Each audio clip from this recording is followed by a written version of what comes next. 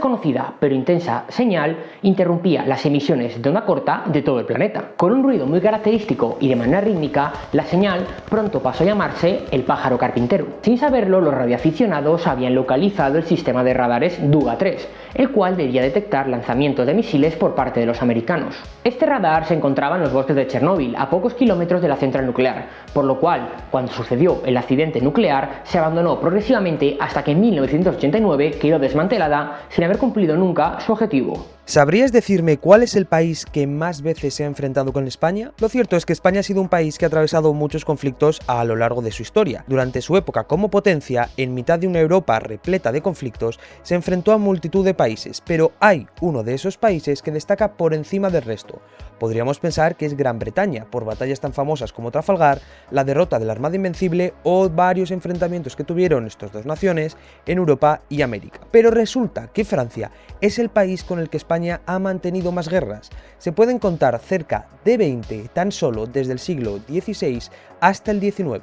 El Kevlar es un material sintético conocido por su alta resistencia y durabilidad. Se utiliza a menudo en la fabricación de chalecos antibalas, cascos y otros equipos de protección, debido a su capacidad para absorber y distribuir la energía de impacto. El Kevlar también se utiliza en la fabricación de neumáticos de alta resistencia, cables y otros productos que requieran de alta resistencia y durabilidad. Es un material muy ligero y puede soportar grandes cargas sin romperse. Además de su uso en la industria, el Kevlar también ha sido utilizado en proyectos de investigación y desarrollo en el campo de la ingeniería.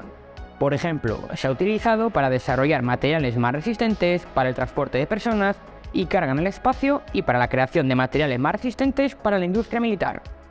Esta es posiblemente la radio más misteriosa del mundo. Se llama VB76, se encuentra en Rusia y es de origen militar. Se la conoce como el zumbador o buzzer, debido al sonido que produce. Un corto y monótono zumbido. Algunos radioaficionados en ocasiones han escuchado conversaciones entre personas de fondo, voces que se han escuchado más de una vez. La teoría es que se trata de una radio de las Fuerzas Armadas rusas, con el fin de mandar mensajes encriptados a las tropas o a otras radios del mismo estilo. VB76 suena así.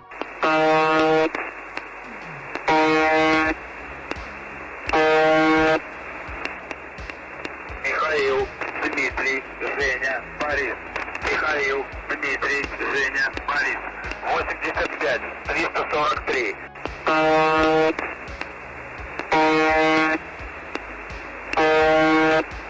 En el año 1582 se produjo en Europa el cambio de calendario de juliano a gregoriano. Esto produjo que se tuvieran que ajustar los desfases que existía entre ambos calendarios. En España, por ejemplo, cuando en dicho año se cambia el calendario, de la noche a la mañana, literalmente, pasamos del día 4 de octubre al día 15. Un ejemplo de cómo afectó este cambio de calendario fue la muerte de Santa Teresa de Jesús, ya que casualmente falleció de la noche a la mañana del día 4 al 15 de octubre. Por tanto, su muerte aparece fechada como el día 4 y su entierro aparece fechado como el día 15, lo que aparentemente puede hacernos pensar que hubo más de una semana de diferencia entre ambos acontecimientos, y simplemente hubo unas horas. ¿Cómo se hicieron los agujeros negros en Interestelar? Para crear los efectos visuales de los agujeros negros se utilizaron una combinación de técnicas de animación de ordenador, modelado 3D y composición digital. Además de los efectos visuales, se utilizó una técnica de filmación especial llamada técnica de cámara libre, para simular la gravedad cercana a los agujeros negros. También contó con la asesoría del físico teórico Kip Thorne, experto en agujeros negros y relatividad general. Thorne proporcionó información precisa sobre cómo se comportarían los agujeros negros y cómo se verían, y también ayudó a desarrollar la ciencia detrás de la historia de la película. La pareidolia es la capacidad de reconocer figuras, rasgos y patrones familiares en objetos cotidianos. Algunos de los más conocidos en astronomía son la cara de Marte, el humanoide de Mercurio y el gorila de Marte. ¿Alguna vez te has preguntado por qué el clavel es la flor nacional de España? El clavel es la flor nacional de España, así como por ejemplo los tulipanes lo son de Países Bajos. Sin embargo, el clavel no es originario de nuestro país. La leyenda dice que el clavel fue traído a España en grandes cantidades por Carlos I, mientras pasaba su luna de miel con Isabel de Portugal en el Palacio de la Alhambra. El objetivo de Carlos era honrar el amor que sentía por su esposa y sin querer acabó convirtiendo a esta flor el clavel, como hemos dicho, en un símbolo de España. Es difícil determinar con certeza cuál es la cosa más rápida creada por un ser humano. Depende de cómo entendamos qué es crear y qué es rápido. Quizás lo más cercano a responder a esta pregunta es la sonda solar Parker. Esta sería la cosa más veloz jamás creada por un ser humano. Según estimaciones de la NASA, cuando la sonda solar esté orbitando el Sol, esta alcanzará una velocidad aproximada de 700.000 km por hora. Para que te hagas una idea de la velocidad de la que estamos hablando, esto supone recorrer los 11.000 km que separan Tokio y Nueva York en apenas un minuto. ¿Sabías cómo llegó la jineta a España? La jineta es uno de los animales más fascinantes de la península ibérica. Sin embargo, digamos que no es originario de la península. De hecho, lo es del norte de África, y hoy forma parte de nuestra fauna por accidente. Cuando la civilización romana se expandió por la península ibérica, no acostumbraban a tener gatos domésticos para controlar a los roedores, sino que empleaban para este trabajo a las jinetas. Poco a poco, mientras se dejaban de tener como animal doméstico, algunas fueron escapándose, volviéndose salvajes de nuevo. Y gracias a eso tenemos en la península ibérica una especie única en toda Europa.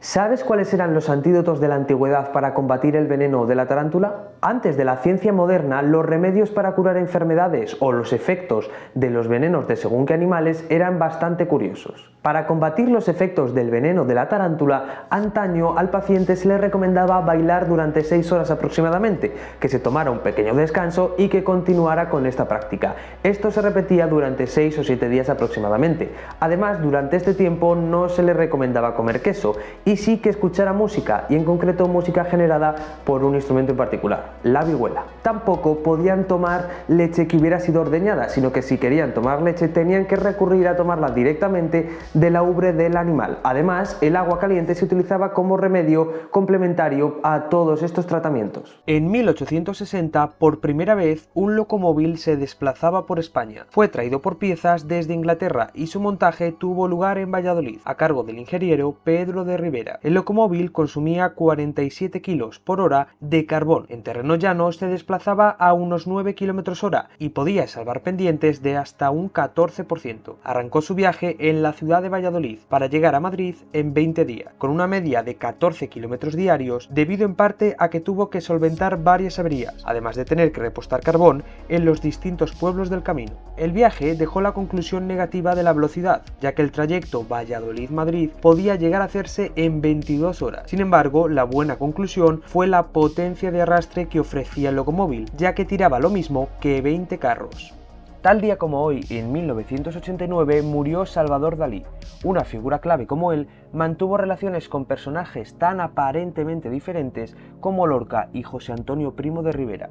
De estos últimos dos se ha hablado y mucho últimamente sobre una posible relación entre estos dos iconos. Aquellos que han estudiado la relación que mantuvieron ambos, como Jesús Cota, hablan de la existencia de una profunda amistad entre dos figuras de una personalidad arrolladora. Además, recalca cómo esta posible amistad se habría mantenido oculta debido a que los entornos de ambos personajes negaron la amistad entre ambos, intentando proteger el legado de cada uno de ellos. Primo de Rivera tenía en tal estima a Lorca que se dice que se refirió a él con la frase «¿No crees que con tu azul», refiriéndose al mono que llevaba Lorca en el Teatro La Barraca, y el mío juntos, refiriéndose a la camisa azul del fascismo, haríamos una España mejor? Jesús Cota describe cómo sus personalidades no eran opuestas, pero sí lo son los mitos que se crearon de cada uno de ellos tras su muerte, ya que Lorca y Primo de Rivera representaron a la izquierda republicana y al bando nacional, respectivamente. La exploración española del continente americano es una fuente inagotable de historias de todo tipo. Una de las más curiosas y desconocidas es el uso por parte de los españoles de perros dedicados al combate. La raza canina empleada para este fin era el alano español, que en un principio se pensó para la caza de grandes piezas, como ciervos o jabalíes, e incluso para el combate con toros de lidia, tal y como lo atestigua el maestro Goya. Becerrillo fue uno de estos perros. Acompañó a su dueño, Sancho de Arango, durante las escaramuzas que libró, hasta que finalmente murió en acto de servicio, alcanzado por una flecha envenenada cuando intentaba librar a su dueño de una emboscada. Uno de sus hijos, Leoncico, acompañó a Vasco Núñez de Balboa en sus expediciones, y se dice que fue el primer perro europeo en ver el Pacífico. A finales del siglo XIX, España vivía en una democracia, Lo cierto es que había cortes y se celebraban elecciones, pero estas se basaban en una democracia censitaria, que posteriormente sería universal, aunque con la exclusión de las mujeres. Además, el resultado electoral estaba amañado previamente a las elecciones. El Partido Liberal y Conservador se alternaban en el poder. Cuando, por ejemplo, gobernaba el Partido Liberal y le tocaba pasar el poder al Conservador, antes de las elecciones, desde el Ministerio de Gobernación, ocupado por los liberales, se planeaba la victoria conservadora.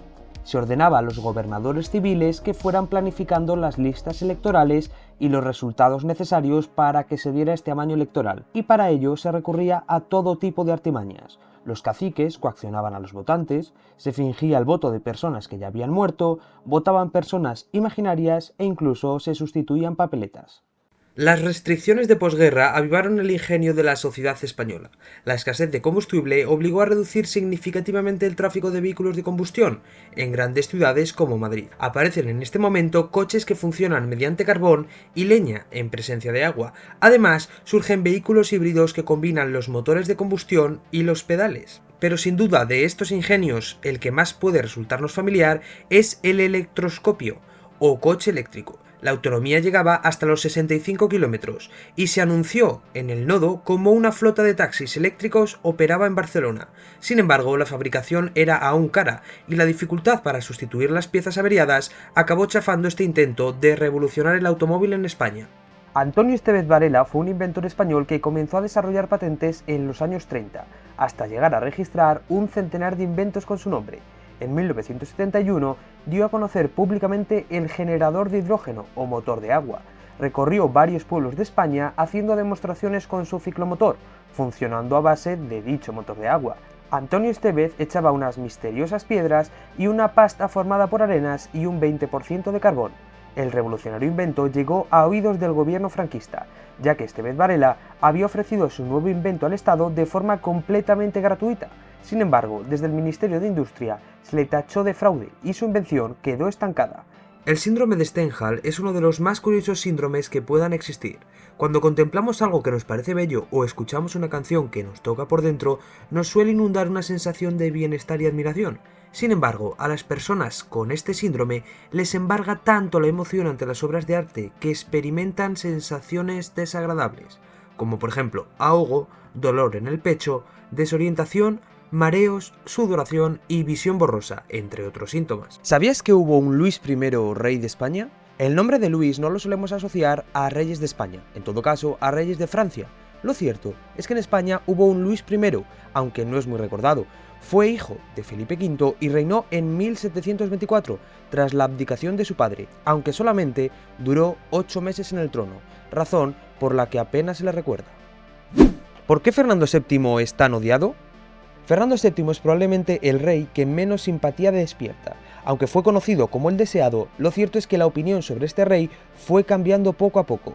A su personalidad y carácter se unió el hecho de que rechazara la Constitución de 1812 que en un momento prometió respetar, mientras instauraba un régimen absolutista en España que duró hasta su fallecimiento en 1833. ¿Sabías el origen de las pastillas de caldo?